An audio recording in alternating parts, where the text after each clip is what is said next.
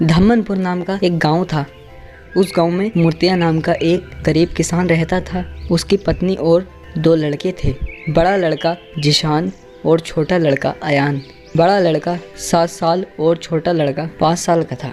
किसान खेती बाड़ी करके अपना घर चलाता था और वह बहुत ही ईमानदार था। उसे बचपन से ही टीबी की बीमारी थी। उसकी पत्नी लोगों के घरों में जाकर बर्तन मांजने का काम करती थी। एक दिन की बात है, किसान खेत में काम कर रहा था और काम करते करते उसने दम तोड़ दिया और उसका इंतकाल हो गया। उसके बाद किसी तरह चौका बर्तन करके उसकी माँ अपने दोनों बच्चों को पाला करती थी। 5 साल के बाद उसकी माँ का भी इंतकाल हो गया।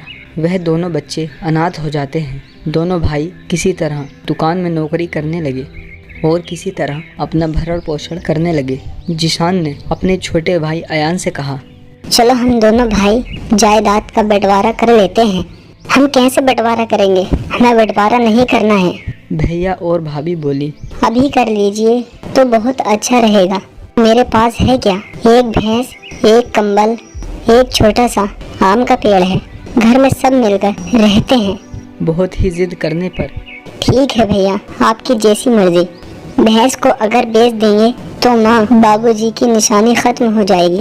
इसलिए भैंस के पेट से लेकर मुंह तक तुम्हारा हिस्सा हुआ। तुमको खिलाना, पानी पिलाना यदि सब करना होगा। आधा पेट से पीछे पूंछ तक मेरा हिस्सा हुआ। भैंस का गोबर हम उठाएंगे। दूसरा सामान कंबल है, उसको अगर आधा फाड़ देते हो तो दोनों भाई में किसी को काम नहीं होगा। इसलिए दिन में कंबल तुम रख लो और रात में कंबल मैं रख लूंगा।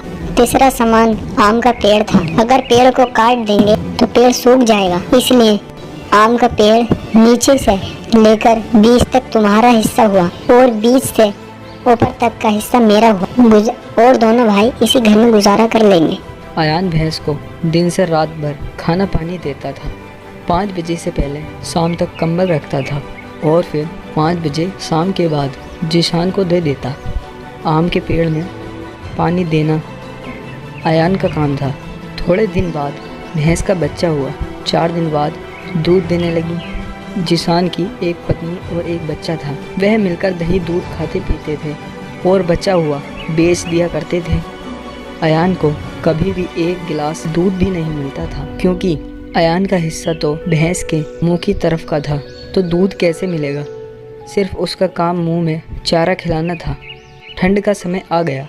जब आम का पेड़ भरा हुआ तब उसमें फल हुआ तो पूरा फल तोड़कर जिशान ले जाता, क्योंकि अयान का हिस्सा पेड़ के नीचे का था। कुछ महीनों के बाद अयान की शादी एक समझदार लड़की सोफिया से हो जाती है। गरीब पढ़ी लिखी लड़की सज्जन थी।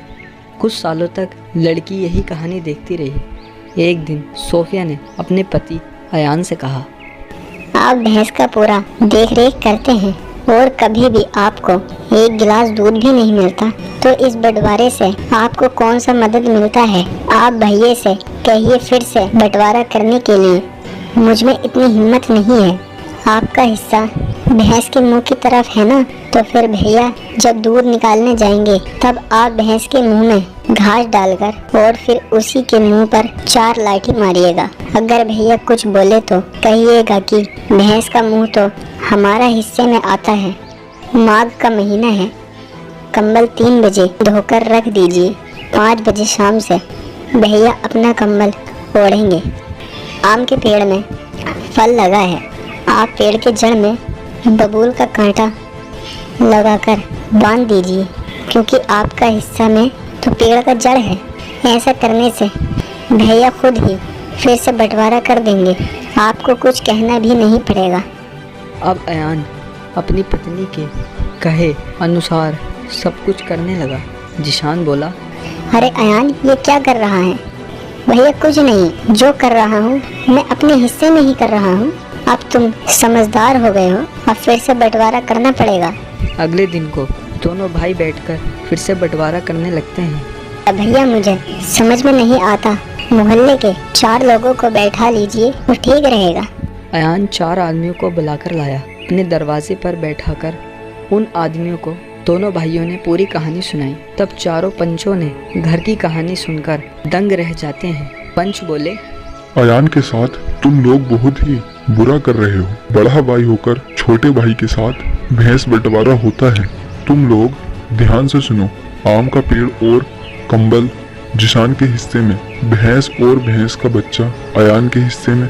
घर में दोनों भाई मिलकर रहेंगे। पंचो ने बंटवारा का कागज बनाकर दे दिया और जाते जाते उन्हें सलाह दी। बड़ा भाई परिवार दुखी हालत में मेहनत मजदूरी करके जीवन बिताने लगा। तो दोस्तों, हमें इस कहानी से क्या सीख मिलती है? हमें कभी भी किसी के साथ गलत नहीं करना चाहिए। दोस्तों, अपनी राय इस कमेंट में ज़रूर बताएं। साथ ही हमारे चैनल को सब्सक्राइब करें और लाइक कमेंट करें।